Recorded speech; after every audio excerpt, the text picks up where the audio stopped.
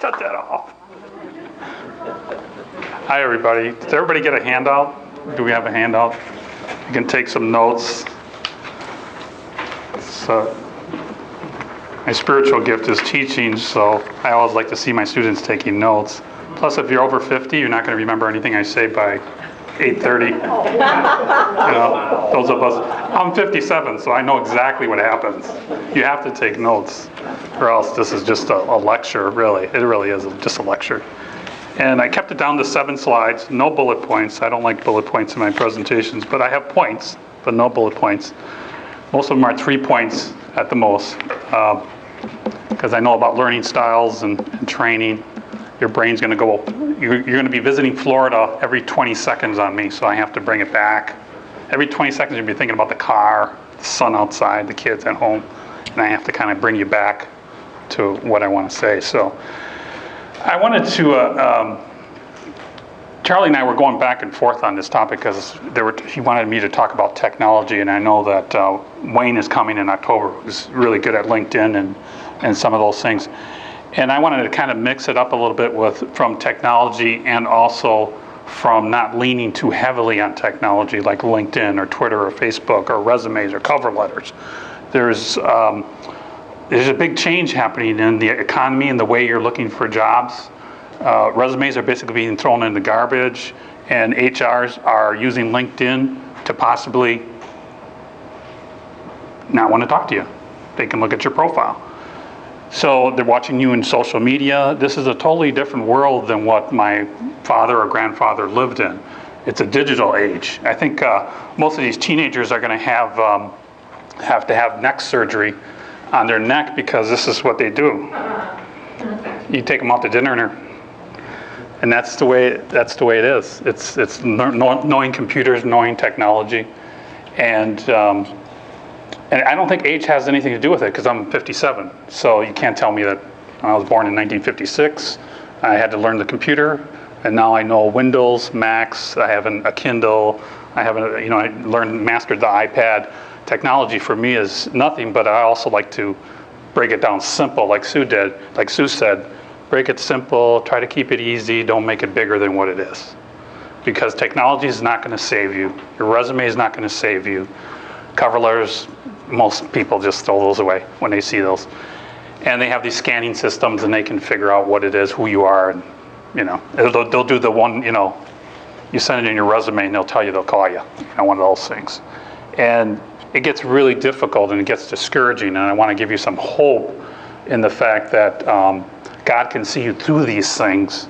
And for me, going through 3 back surgeries, losing my job in between, all those things, I want to share some of that with you so that you understand that it's possible to go through these difficulties, including losing a job 1 week before you have surgery. So HR called me at home, my boss called me at home and said, your job's gone. And 1 week later, I would have my surgery. So I was on the surgery table thinking, I don't have a job. And they put me out, and that was it. They gave me some medication. I was out for surgery. So it is possible to continue to hope when you're going through all this stuff. And that's what I want to kind of emphasize. And also emphasize technology, because I want to talk about LinkedIn, and I'll also be at this table here to help you. And I think Brad's going to join me over here. We're going to try to work together if you need some help and things like that. So I kind of mixed it together. I wanted to try to help you find hope in God, not only in God, but also not lean too heavily on technology and LinkedIn and resumes and cover letters and things like that. Not that those are bad or that you shouldn't do that, you should. And I thought that this is my life verse here, Romans 5:5. Plus my last name is Roman, so they wrote the book perfect. I mean, it's just like a perfect book for me. It's like, and my son's name is Luke, so when he was little, I moved his name, the book of Luke, moved it over to Roman. I said, look, you're in the Bible, Luke Roman. So, but this is Romans 5:5. That's the verse that I live by. A hope in God. I hope a hope in God will never disappoint us. But HR will, resumes will, cover letters will, LinkedIn will, Twitter will, Facebook will. They're all going to fail you. And only God can see you through these things. Now, I was born BG. Does anybody know what BG is? What could be? Google? Yes, before Google. Born before Google. But now you have Google, and you have to master Google. Google is not just this little thing where you search for things. You have to be able to know how to search on Google. And there's Boolean searches, there's all kinds of things that you can do on Google, and people take it very simple, but that thing is so powerful. That and Bing, I don't like Bing that much. I like Google. It's very plain, simple, and I can search for things. Anything I want, I can find on Google. So it's a totally different world, different age, different time that we live in, and it's nothing like what our fathers experienced. Nothing, you know. My father and my grandfather, they worked in foundries, you know, those kinds of things. They had jobs and, you know, they went through all that, but now it's totally different. It's a different world, a different environment. And I want to share a couple resources and things like that for you so that you get an idea as to what you, some books that I think will help you, some websites that'll help you, some things like that. And then I'll try to spend some one-on-one time with you when we break up. I also, on Wednesday nights at the Wauwatosa Altura in Wauwatosa, the new one that they just built off of 68th and Wells, I'm usually there from 7 to 9, helping young people, usually trying to figure out what they're going to do with their life. But I'll be there usually on Wednesdays. So if you need to talk with me, just shoot me an email, and then I can tell you that if you're coming, I can spend some time with you on, especially LinkedIn. LinkedIn is not user-friendly. Being a trainer, I know that software is not user-friendly. It's very difficult to understand and learn, but you have to work with it. So we have a God of hope. That was my number 1 point. And then life, people, and technology can be disappointing. Right? Anybody have any computer problems once in a while? Software problems? Anybody walk into Starbucks at 8 o'clock saying you're going to put out a couple resumes and cover letters, and then this bright, shiny object comes on the monitor, and you start focusing on that bright, shiny object, and then you look up at the clock, and it's 12:30. Anybody experience that? Raise your hand if you experience it. It's called a time warp, and you're trying to figure out what did you get done. So you have to be careful with technology and LinkedIn and thinking by putting in all these applications and resumes and all these websites that you actually applied for a job, right? You didn't apply for a job. You just were busy. You know, you were just trying to put stuff in, you know, so that you felt better. But the goal of LinkedIn is what? Does anybody know what the goal of LinkedIn is? Networking. Well, it's networking, yep. What's another goal? Make money. Make money, yeah. Well, no one knows what LinkedIn is used for. No one knows what it's used for right now. I went on Google and says, what is LinkedIn for? Everybody said, we don't know what LinkedIn's for. So what do you think is the goal of LinkedIn? To market yourself. Okay, good. What else? For HR managers to find people. HR managers to cancel you out when they see your profile, yeah. Right? Yeah, they'll find you all right, but you have to be careful how you write your profile, or else they'll say, oh, he doesn't have a master's degree. I'm not going to let him come by or take a look at it. It's a powerful tool for HR reps. It really is. And you want to use it properly. What's the goal of any technology where, like LinkedIn, what would that be? If you spent 8 hours on LinkedIn at Starbucks from 8 to 4:30, were you looking for a job? You're connecting with people. Well, yeah, that's what the software does. But were you looking for a job? If you spent 8 hours, 8 to 4:30, would you find a job? If you worked on LinkedIn at Starbucks from 8 to 4:30 for 70 weeks, and all you did was go to Starbucks and work on LinkedIn, would you find a job? No. No. Why? Probably because of all the advertisements that are on LinkedIn. Well, yeah, there's all these shiny lights, right? The little bright shiny lights. The goal is to get to face-to-face meetings. Exactly. Thank you, Sue. The goal of LinkedIn is informational interviews. Not interviews, informational interviews. Everybody know what an informational interview is? What's an informational interview? I know my strengths and my gifts, and I'm a trainer speaker person, and I want to find out if there's any other trainer speaker persons. So I find somebody who does trainer speaker stuff, and I call them and I say, I'm going to spend 20 minutes with you. I just got a couple questions to ask you, like how did you get into your job? You know, what's your company doing? Da, da, da, da. All informational. You take 20 minutes and you get the heck out of there. That's what LinkedIn should be doing.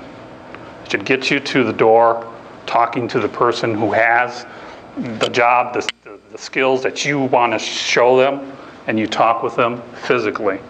If you spend 8 hours at Starbucks, you'll never get an interview at Starbucks. You won't get whatever you're looking for at Starbucks. You're going to have to get out there. And one of the things that you could use, one thing, is LinkedIn. How's your inbox doing, your email inbox? Raise your hand if you delete a lot or skip a lot, looking for actual messages from real humans, right?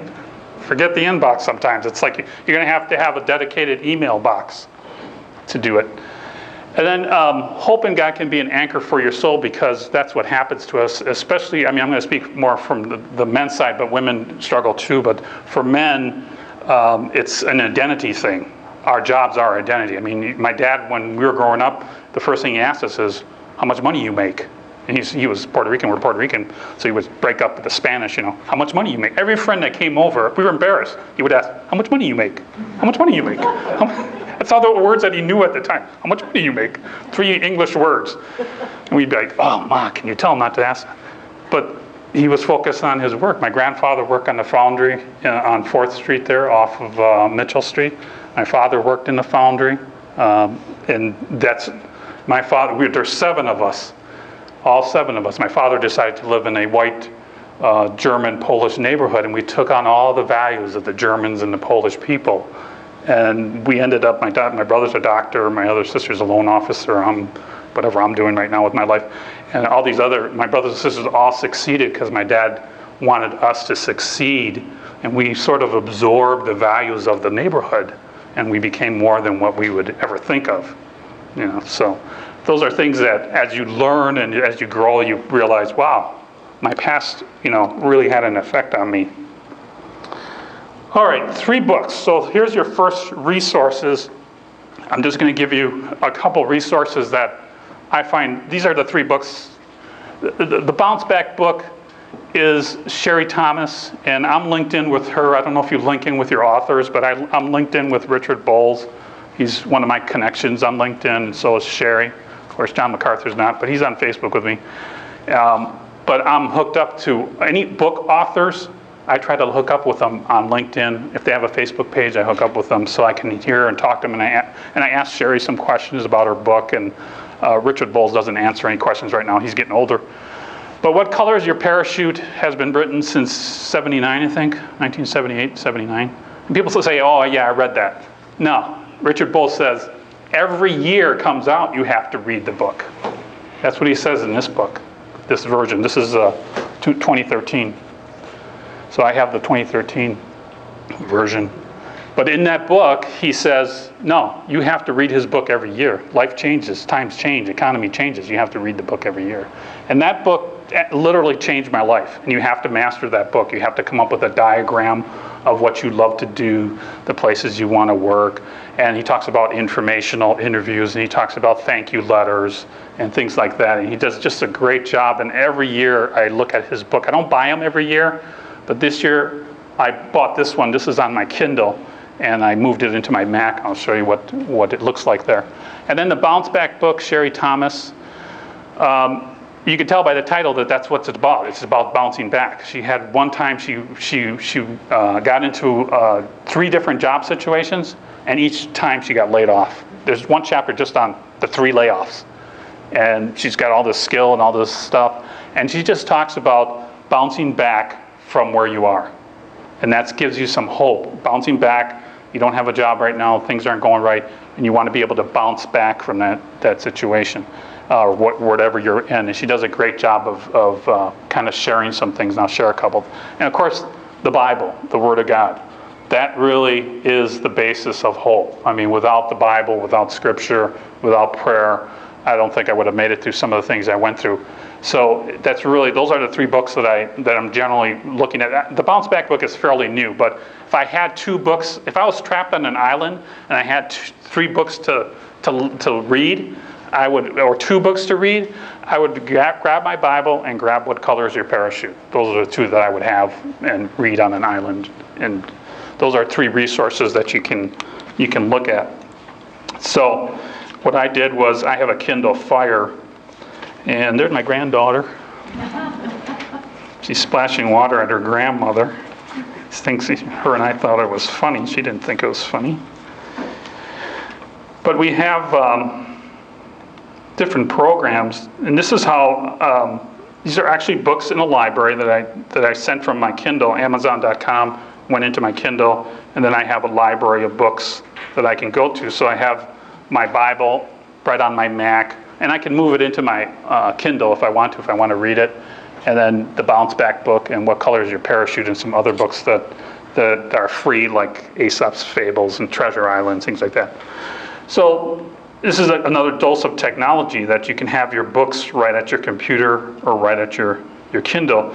And I just love this quote here because it's like, this is where we are, right? Isn't it? Charles Dickens, look at that age there. You see that? 2012 to 2070.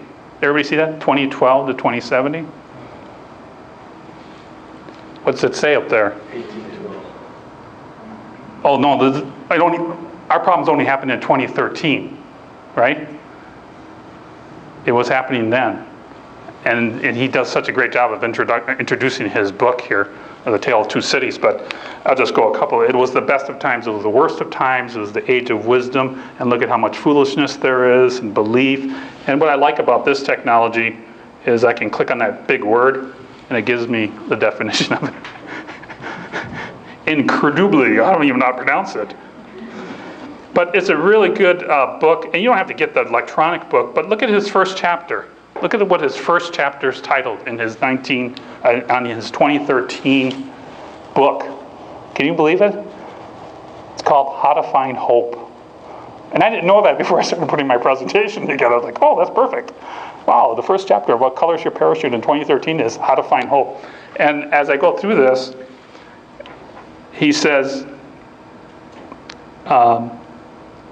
how to, when you're looking for hope, he goes into, experts have discovered over the years what is the absolute minimum for finding hope.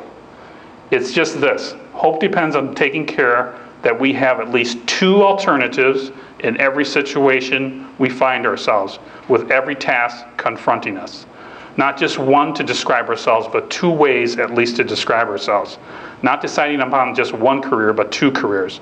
Not getting trained and retrained for just one kind of job, but two kinds of jobs. Not just job hunting one way, but two ways. Not hunting for just one job, but two. Not having one resume, but as many resumes as you need. So, and that's going to give you hope, and that's what he kind of goes into this chapter on. And it's an excellent book, and the first chapter alone is worth the money when you're going through these difficult times, and he gives you all these keys to finding hope.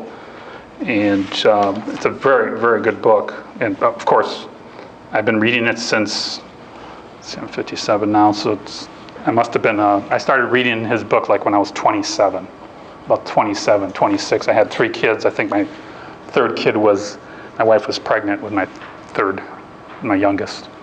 Since 1985, 86, so every year, I don't get it every year, like I said. If I have a job, I don't tend to read it, but when I'm making a decision, the first book I go to is What Color Is Your Parachute?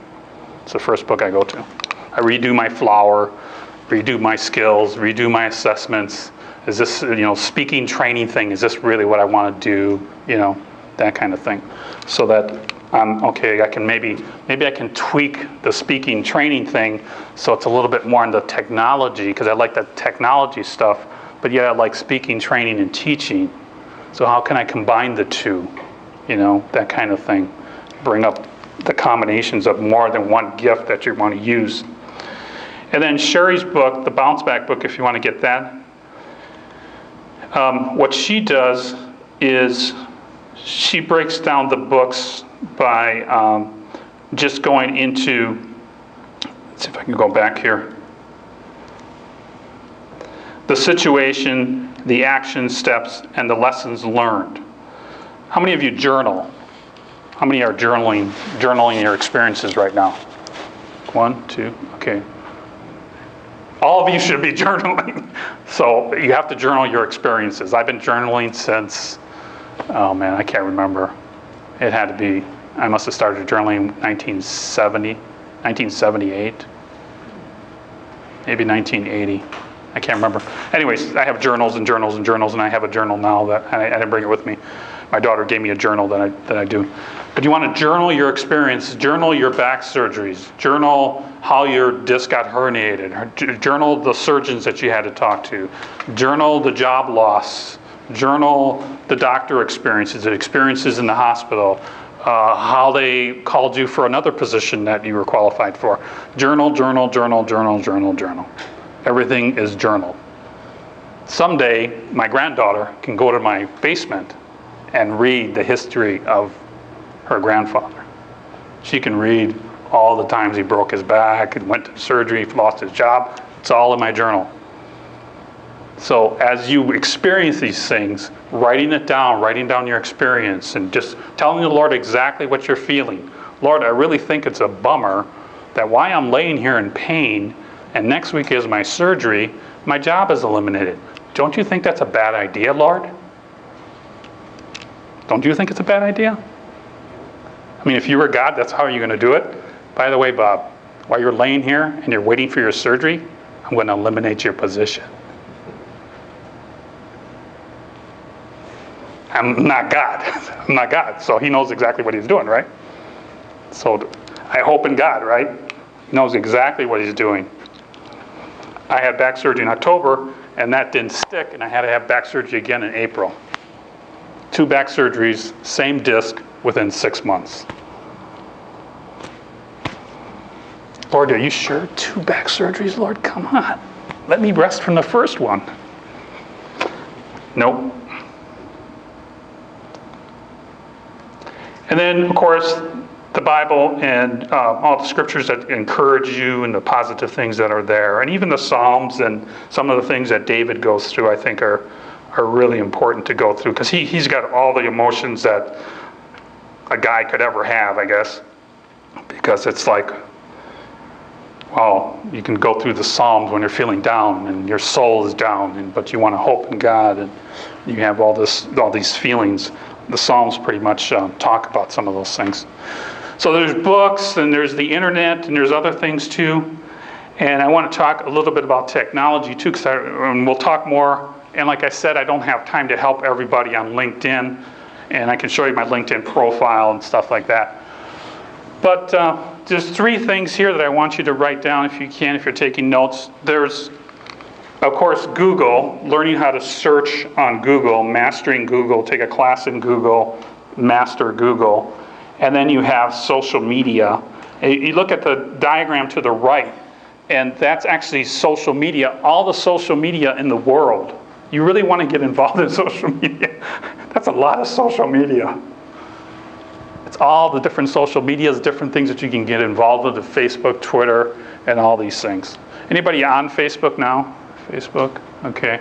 LinkedIn, obviously. Twitter, anybody tweeting? A little bit of tweeting? Okay. And it's just a lot of noise, actually, but as you go through this, it's something that the world is starting to, it communicates through social media now. You know, if you want news late, watch TV. If you want news like right now, watch Twitter. It's just the way it is. So that's just the way it is. And the 3 things I want you to write down is the search engine, mastering Google. Do not be fooled by how simple the Google screen looks. They make a lot of money on that simple screen. There's no, if you ever go to Yahoo, you get all this junk pops up, and you're like trying to get to, you know, your email box, and you got all this junk that you have to go through. Google's real simple. Plug it in, type in your word. It's genius. But behind there is this powerful search engines that can search around the world in a second. If I want to know, you know, a Bible verse, I just type in Philippians chapter 3, verse. It's there. It's just there. Someone says, "Oh, I can't remember that verse. It's something about renewing your mind." Type in renewing your mind, Book of Romans. You're there. And we're living in a different world, so mastering the search engine. And then, I don't know about social media. There's Facebook. A lot of stuff going on Facebook. I don't know how strong that is. You can use it for job searching, but then you have to limit your friends to just your friends. You don't want your mother going on there and saying, "Have you found a job yet, honey?" No. Plus, if you can't stand watching your kids in the real world, especially your adult children, you don't want to be on Facebook watching your adult children put in pictures and comments and jokes that you didn't allow in your house. And it's on Facebook. No, there's divorces happening on Facebook. There's people, doing all kinds of high school stuff, and it's goofy. But anyways, social media, I think LinkedIn is good, and people are the key. That's the other thing that LinkedIn should get you to is like a meeting, like a coffee meeting, or let's meet at Starbucks, that kind of thing. So your goal is to meet with people, not spend time in front of that goofy computer. Technology and the internet is addicting. It's addicting, especially for guys. I mean, it's so visual, but it's addicting. You could, like I said, you could spend all this time on the internet, and all of a sudden your time is gone.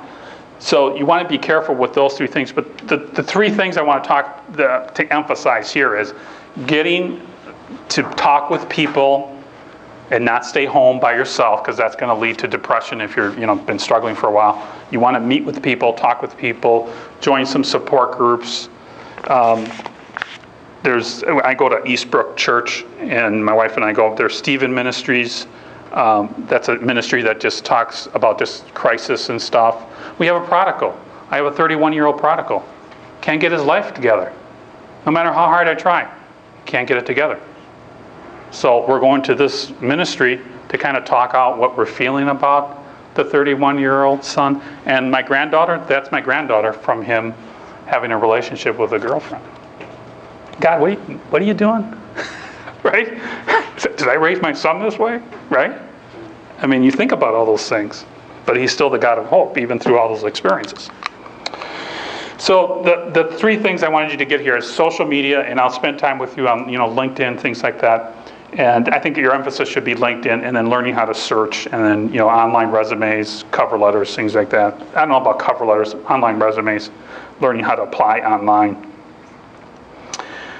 And I'm giving you three motivators, because I hear this all the time. See how my time's doing. And you can actually, 7:32. How long do I go to, Charlie? 8 o'clock? Okay, good. Yeah, I only have 7 slides. You don't want to die by PowerPoint. That's why I don't have any bullet points. You'll die by PowerPoint that has 25 slides. I'm like, I was trying to get it down to 3 slides. PowerPoint presentation should only be 3 slides. Introduction, what you're going to say, your conclusion. That's it. And no bullet points. Those black little bullet points, they drive me nuts. All right. So if you're in a classroom and you start presenting on a bullet point, oh man, no, you won't want me in your class. 1,600 slides with all text. No pictures, just text. Ooh. All right. 3 motivators. I'm going to learn how to use the computer when I get around to it. I want you to cut out that circle, because now you got your round to it in your handout. I'm going to master LinkedIn when I get around to it. There it is. Zig Ziglar just said that. Get around to it. I'm going to get around to it. I'm going to work on my LinkedIn profile when I get around to it. I'm going to redo my resume when I get around to it. Or one of these days, right? That's kind of like the round to it, right? One of these days I'm going to, there it is, the round to it. Just cut that out. And then I have an eye can. Nice visual display. Get a can, put an eye on it. Every time you say you can't, you have to throw money in that can. That's your eye can. Put a picture of eye on it, not the letter I. Put an eye, an actual eye on the can. And just throw something in there. Every time you say, I don't think I can do this. I don't think I can give a presentation at Elmbrook at Crossroads Career Group after having 3 back surgeries, losing my job, and having a prodigal. I don't think I can do this, right? I don't think I can do this. This is crazy. Charlie's crazy. Sue's crazy. What are you doing talking to me, wanting to give a presentation? Don't you know how much I suffered? Right? not I can. It's not I can't. I can. Right? I'm going to try. I'm going to try to work with LinkedIn, try to understand resumes, and you really don't want, with resumes, talking with HR, with resumes, you have to have what we call a dynamic resume. Your resumes are based on what you, if you follow what color is your parachute, you interviewed, what's your name, Kevin? Kevin is the director of training at Training University. And I call him and I say, I want to spend 20 minutes. I just want to give you a couple questions. I have an informational interview. Now I get all this information. He tells me about his company, and he started telling me about some problems he's having in his company. And I'm thinking, wow, my skills fit that problem. That's interesting, you know. But I'm not going to offer him my job. I'm not going to offer him my resume. I'm not going to give him anything. I don't want to give him anything. It's my resume. So now I go back and I start redesigning my resume, my cover letter, answering all the questions that I found out at Starbucks in 20 minutes from him. And a thank you letter. Richard Bowles has, I think, one whole chapter on thank you letters. If I could teach my kids anything, thank you letters.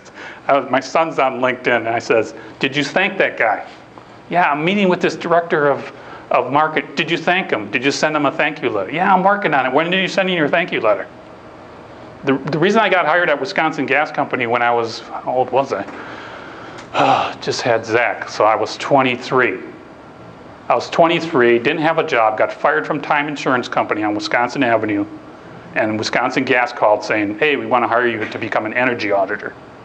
So I was 24. I had to be 24.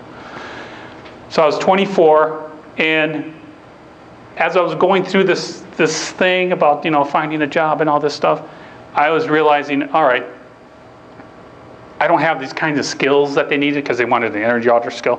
And as I went through that, I realized, all right, I'm going to do this. I'm going to do this because my skills was like insurance sales. That's what it was, insurance sales.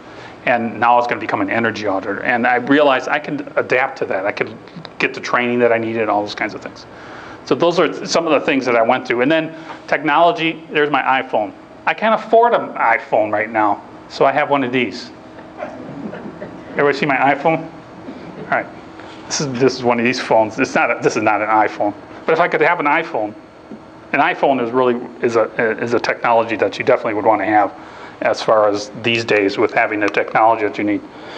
Now, if your attitude stinks, Zig Ziglar says, you may need a checkup from the neck up because you have hardening of the attitudes. Right? So you're going to have to meet with your friends. You're going to have to talk with people. Get yourself out of that, whatever it is you're feeling. But those are 3 motivators that I have. Then you have 3 summary points that I want to talk about, and just briefly, and just to give you some encouragement. And as you're going through this time and change, I'm going through a time of change too, because I'm working, Sue was talking about my position, I'm actually working as on the help desk at Wheaton Franciscan Healthcare. So it's a very technical position. You have to sit at the desk, you have to answer all these people's questions. And it's really not my skill level. It's not I like getting up in front of people and talking like this, you know, walking around, teaching classes on Word, Excel, and PowerPoint. And now I'm trapped in this cubicle answering phones for people who can't find their enter key, they can't find the space bar. It's like, oh, the space bar is down at the bottom of the keyboard, just press that. Every day, 8 hours. It's like, you're kidding me, you can't find, you're a doctor, how much do you make? $250,000 a year. You can't find the enter key? No, I can't find it, I don't know what my password is. Oh, you make $300,000 a year? And you can't figure out your password? I'm not gonna tell you because I only make a couple bucks less than you, right? So that's what my job is now, but something that I think it was Sue or Charlie or I think it was Corrine. Corrine emailed me and says, well, maybe it's just a transitional time. Maybe it's just a time for the Lord to just settle you down and then he'll decide where he's going. Well, of course I believe that, right? This can't be where the Lord wants me. Of course I'm not going to tell him that. Yes, Lord, I love this job. Right? Yes, Lord. Yes, of course I love this job. I love it. I love it. But I know that the Lord's got something better for me too. So you're going to cast your cares on God. In 1 Peter 5:7 it says, cast all your anxiety on him because he cares for you. And that's a really good life verse too. And then forgetting the past. For one thing I do, and I have a dumpster there to put the past away. But one thing I do, forgetting what is behind and straining toward what is ahead, I press on toward the goal.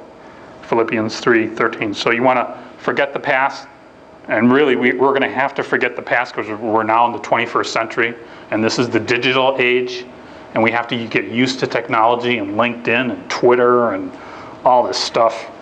And we're a totally different world of work. Economy is different. Obamacare might be coming. Companies are telling us that they'd rather pay the penalty and not give you health insurance because it's cheaper for them to pay the penalty than to pay those insurance premiums. And there are people talking to other companies, everybody's going down to 20 hours or less. Or I'm going to cut back to have the minimum number of employees so that I don't get penalized for not having insurance. That's the strategy these companies are thinking of. How do I not pay for Obamacare? That's going to radically change the economy. People are going to be, doing different things. I don't mind Obamacare. I have a pre-existing condition, my back surgery. I could possibly get a job in 2014. Who knows? I don't know. But the things are going to be changing. And then, of course, anxiety and worry. Do not be anxious about anything, but in every situation, by prayer and petition with thanksgiving, present your request to God. Now, I studied the Greek in Bible verses and things like that. The word prayer and petition are kind of the same. But when it says present your request to God, it has to do with dumping everything on God. Actually taking all your feelings inside about your job situation, your back surgery, and just dumping your feelings on God. And then you're going to have this peace that transcends all your understanding. And the dumpster is just, I heard this song, it's called Put It in the Dumpster. And the song has to do with just your life, and different problems, your prodigal son, well, just put him in the dumpster. Your back surgery, put it in the dumpster. Your 2 back surgeries, put it in the dumpster.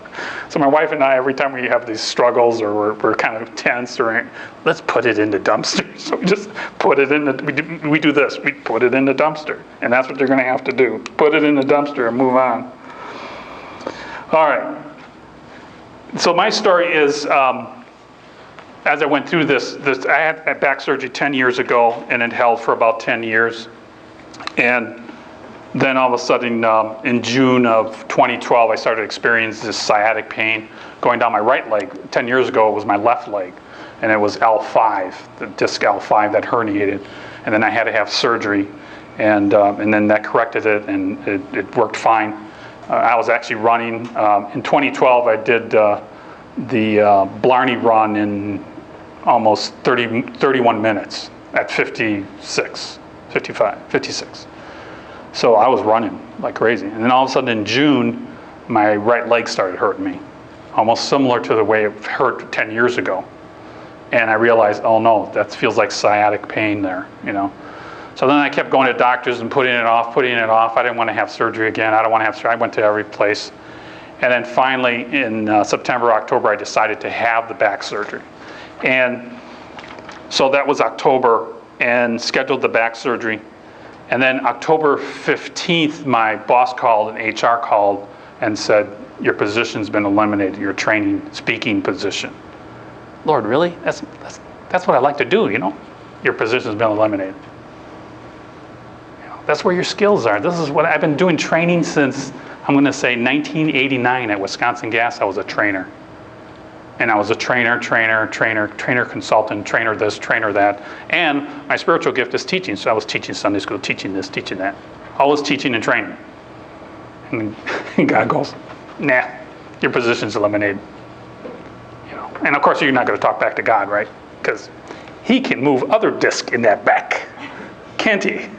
So L4 gets moved by God on October. And then my position gets eliminated 1 week before surgery. Then I have my surgery, and then I start applying for jobs, doing what you would do. I came here and worked on my LinkedIn profile and did all that. And then I found a position at Wheaton where I work at the help desk, and I thought, I hate to sit in the cubicle all my life and answer phone calls. And the God was kind of like saying, you got any questions? Got any question? You asking something? No. Apply for the position, and they call me and he says, yeah, we'd love to have you on our team. So I got rehired back into the job. And now I'm doing fairly well, answering questions. We have these little graphs, people that, how you answer your phones, and I'm doing really well. The Lord just kind of showed me, see, I told you you could do that. You're kind of technically oriented. I told you could do it. You like computers. You like helping people. This is the help desk. You always talk about helping people. Isn't that the help desk? So what? You're sitting in the cubicle. Go walk around at lunch. I don't care. This is your job, right? So you have to adapt and grow. And I want to, when I did that and got that job, then the next thing that happened was sometime in January, I started feeling the pain again in my right leg.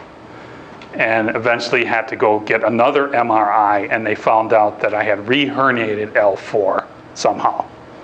So I had to go back underneath the table, on that table, say goodbye to my kids and my wife, because you never know if you're going to come back out, and I did. And then had to recover. They held on to my position while I recovered, and then eventually got back to work in June. So the Lord saw me through all these things. I don't know, sometimes the Lord has unique ways of communicating with me. One of his favorite things to do is move my discs.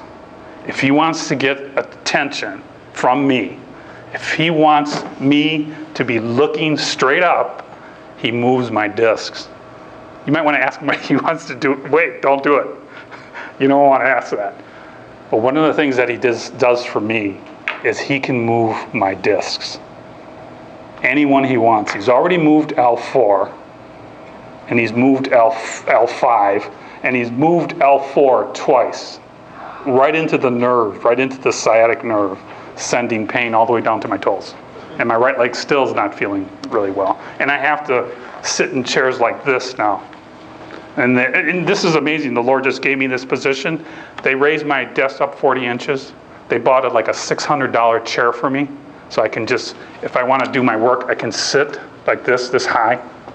And then if I want to stand, which I love doing because of my back, I can stand, answer the phone. I have a Bluetooth. Yes, can I help you? Yes, Dr. John. How much money do you make? $600,000 a year? Oh, you can't find your space bar? Yeah, space bar is at the bottom of the keyboard. Yeah, oh, thank you, Bob. Yeah, thank you. Who are you? And my pay was cut $5 an hour when I took this position. $5 an hour. An hour. Not a month or a week. $5 an hour.